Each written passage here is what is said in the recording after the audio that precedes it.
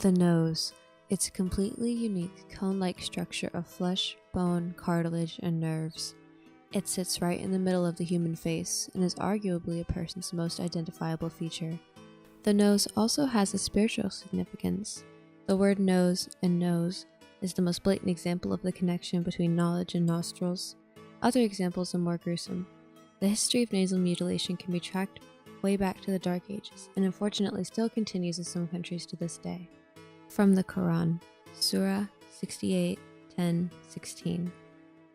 Nor yield to the wretch of many oaths, the mischief-making slanderer, the opponent of good, the wicked transgressor, the bully of doubtful birth to boot. Though such a man be blessed with wealth and children, when our revelations are recited to him, he says, "They are but fables of the ancients." On the nose we will brand him. From the King James Bible, Ezekiel 23:25. And I will set my jealousy against thee, and I shall deal furiously with thee. They shall take away thy nose and thine ears, and thy remnant shall fall by the sword. They shall take thy sons and thy daughters, and thy residue shall be devoured by fire. Both of these passages indicate that those who are disloyal to God were punished with a physical disfigurement. The symbolic significance of the removal of the nose all boils down to one thing: the separation of man and God. The nose is the entrance in which air, akasha, spirit, or ether flow into the body and enriches it. It is the nose that warns one of a stove left on, a rotten potato in a root cellar, a spiked tea. It is undoubtedly a powerful survival tool as well as a visible indication of identity and personality. Removing the nose would deprive a person of their ability to judge, to fully understand and comprehend their surroundings. Symbolically, this could refer to the ability to judge good from evil, not just on the physical but in the spiritual. Let's take a look at something we've all seen before: the Sphinx. You can tell that the nose has purposely been obliterated as well as the beard. The cause of this obliteration is said to be the work of Sufi Sheikh leader Saim al-Dar, who apparently witnessed people idolizing the Sphinx and decided to blow it up with powerful explosives. However, it's well known that the Sufis are a religiously tolerant sect of Muslims, so this commonly accepted theory holds very little water. There's not much more information on Saim al-Dar. Legend says that the Sphinx cursed and killed him with sandstorms a short time after the destruction. Some still cling to the Napoleon explanation, despite the fact that Napoleon fancied himself an amateur historian and showed great interest and respect for the Muslim faith. So both of these explanations are underwhelming and fail to explain the destruction of other statues in Egypt. A popular theory in modern days is that the noses were removed to obscure the racial identity of the statues, and thus the identity of the inhabitants of mighty Egypt. If that was the objective, then why are there so many full-color paintings allowed to be left intact? We can clearly see the facial and tonal features of these Egyptians in statues and paintings left behind.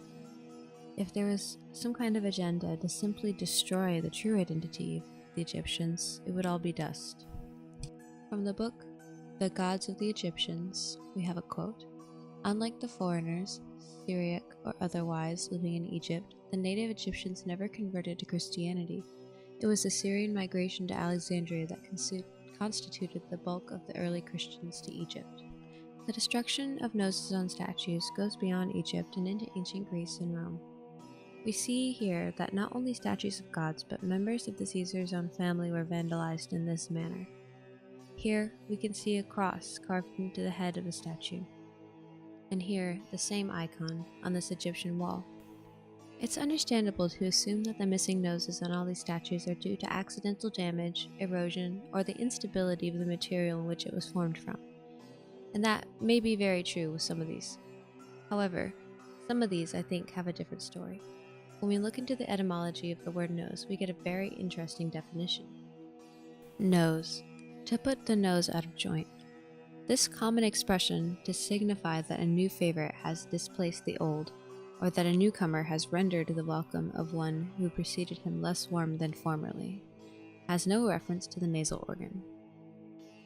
The Gaelic term, nos, custom usage, whence to put the nos out of joint would be to disarrange or alter the pre-existing culture or usage, as when a new baby is born into a family. It attracts to itself the favor formerly accorded to its immediate predecessor.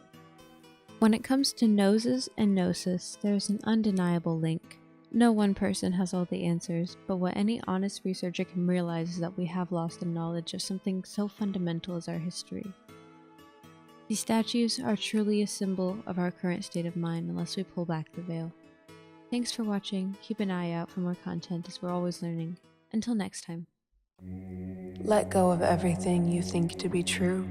Relax the mind and ask the question, do I truly understand what this reality is?